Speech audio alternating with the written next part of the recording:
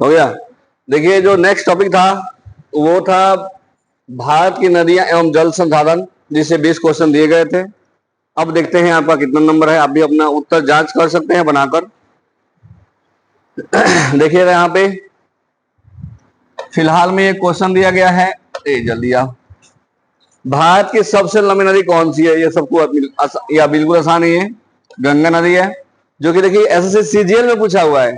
7 जून 2019 में पूछा हुआ है टीयर 1 में, मतलब टायर 1 में, मतलब फर्स्ट एग्जाम में उसका।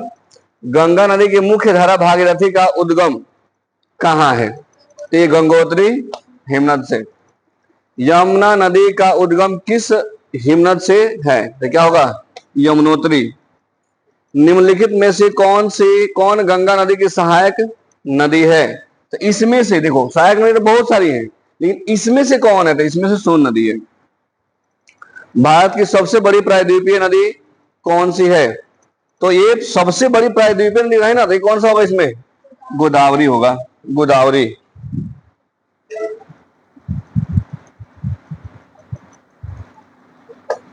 चलिए इस बात देखते हैं यहाँ पे नेक्स्ट क्वेश्चन। हाँ यहाँ पे था ना, नर्मदा नदी का उद्गम कहां से होता है? देखिए यहाँ पे नर्मदा नदी और सोन नदी दोनों अमरकंटक से ही होता है। ये नर्मदा नदी किस सागर में गिरती है? तो ये अरब सागर में गिरती है। निम्नलिखित में से कौन सी नदी पश्चिम की ओर बहती है? ये जो है ना, नर्मदा ही बहती है, सही है। ब्रह्मपुत्र नदी का तिब्बत में क्या नाम है? इसको बोलते हैं सांगपो। हाँ, अब देखो यहाँ पे बिहार का शोक किस नदी को कहा जाता है? ये तो बार बार क्वेश्चन मिल रहा है। ये क्वेश्चन नदी हो सकता है कि आप लोग एग्जाम में भी ये पूछ दे। ये क्वेश्चन इतना बार पूछ रहा है कि आपके एग्जाम में भी लग रहा है पूछ देगा ये। अब देखिए निम्नलिखित में से कौन सी नदी हिमालय नहीं नदी है, सॉरी नदी है? तो यहाँ पे हिमालय नदी कौन है? गंगा है। गोदावरी नदी का उद्गम किस स्थान से होता है? तो यहां पे होगा नहीं, यहां पे होगा, ये देखो यहां पे ना, ये त्र्यंबकेश्वर होता है। त्र्यंबकेश्वर, त्र्यंबकेश्वर यहां पे होता है।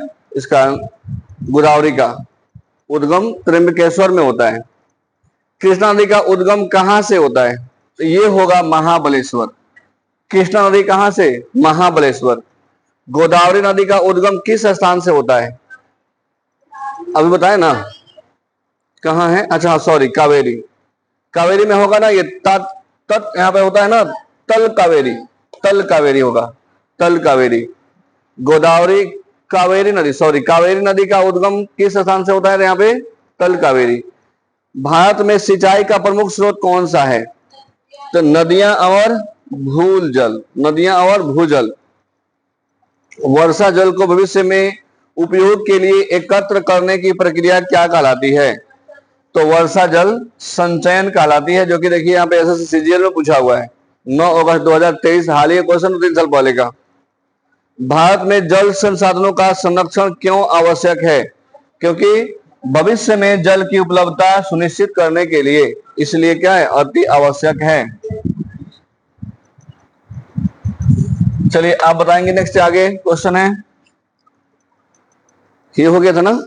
निम्नलिखित में से कौन सी नदी गंगा की सहायक नदी है? यहां पे क्या होगा बाबू? यहां हो जाएगा गंडक नदी। भारत में बहुउद्देशीय नदी घाटी परियोजनाओं का प्रमुख उद्देश्य क्या है?